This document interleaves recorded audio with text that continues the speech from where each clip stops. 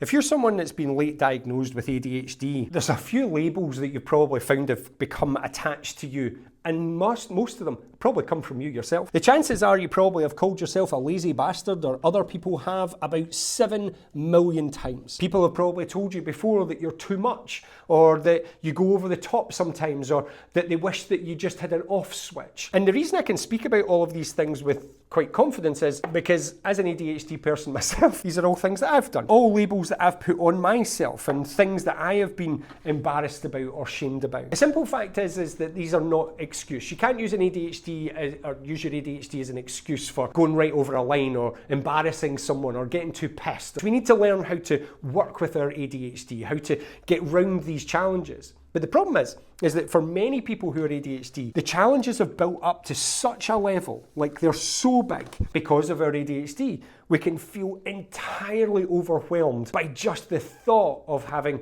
to deal with those things. But the first step is just to do the classic how do you eat an elephant thing. We just have to do it one little bit at a time. Find someone that can assist you to make sense of what it is that's going on. If you've been late diagnosed ADHD, the chances are you have a background that has a number of these different experiences hanging over you. There's all sorts of stuff you look back and go, oh my God, I can't believe I did that, or that happened to me. But the good news is, it doesn't have to stay like that. The thing happened, and you have to accept that the thing happened.